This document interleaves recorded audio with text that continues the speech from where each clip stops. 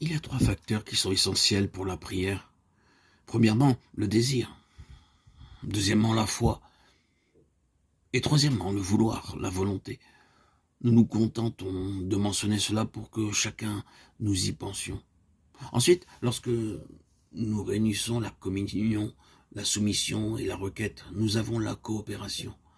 Lorsqu'elles sont unies, lorsque nous les avons ajustées l'une à l'autre, lorsqu'elles sont dans la même ligne, bien ensemble, la communion, la soumission, la requête, bien en ligne avec la volonté de Dieu, alors nous avons la coopération.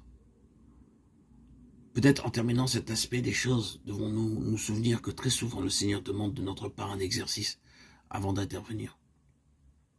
Il demande très souvent une initiative de notre part dans cette question de désir, de foi et de volonté. C'est comme la goutte d'eau que l'on doit mettre dans les anciennes pompes et qui produit le courant. Et l'eau ne jaillit pas avant que l'on ait donné à la pompe cette petite aide. Et le Seigneur demande précisément de notre part ce qui n'est en comparaison que très petit, mais qui lui permet de venir en nous en plénitude. Ainsi, très souvent, la prière représente pour commencer un exercice de volonté, de foi et de désir. Et ensuite, le Seigneur nous répond dans sa grâce. Peut-être le Seigneur ne répond-il pas avant de voir le désir exprimé par une action délibérée de la volonté d'arriver à lui. Nous pouvons ressentir très souvent beaucoup de découragement au commencement de la prière.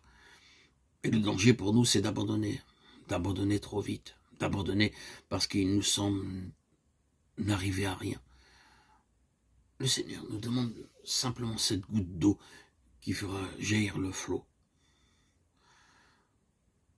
Dans les précédents audios, nous avons mentionné seulement 4 aspects de la prière et nous avons parlé de quelques-unes des difficultés que nous rencontrons à l'égard de chacun d'eux. Nous n'avons pas éclairci ces difficultés.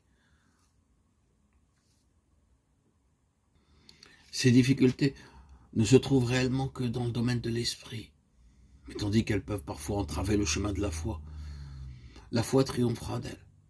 Elle laissera derrière elle une histoire de choses puissantes et merveilleuses malgré elle.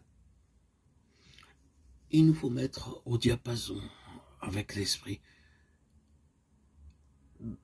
Par la communion avec l'esprit, Dieu combattra pour nous. Comme il nous l'annonce dans Néhémie 4, 9, 17, 20. Alors, nous priâmes notre Dieu et nous établîmes des gardes de jour et de nuit pour nous garantir de leurs attaques. Ceux qui bâtissaient la muraille ainsi que ceux qui portaient ou chargeaient les fardeaux, travaillant d'une main et de l'autre, ils tenaient une arme. Au son de la trompette de quelques endroits, qu'il vous arrive, rassemblez-vous autour de nous. Notre Dieu combattra pour nous. Néhémie 4, 9, 17, 20. Faites en tout temps par l'Esprit toutes sortes de prières et de supplications. Veillez à cela avec une entière persévérance et priez pour tous les saints. Éphésiens 6, 18. En communion avec l'Esprit, nous entrons réellement en contact avec le témoignage entier du Seigneur Jésus.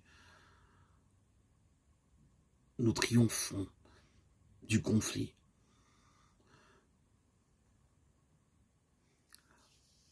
Par la puissance de la prière, à mesure que nous nous élevons et que les choses terrestres font place aux choses célestes, à mesure que nous nous éloignons de la vie de la vieille création et entrons dans celle de la nouvelle création, de la vie de la chair dans celle de l'esprit, nous rentrons en contact avec les puissances spirituelles suprêmes et le conflit prend de nouvelles formes. La lutte prend un nouveau caractère. C'est une lutte reliée à une position spéciale à laquelle arrive le croyant et dont la conscience ne lui est donnée que dans certains domaines. C'est dans une mesure plus pleine, une lutte spirituelle, et comme elle est une lutte spirituelle, elle présuppose un état spirituel de la part du croyant. D'où l'importance de poursuivre nos prières et de continuer à rester le plus souvent en permanence en prière pour triompher de tout conflit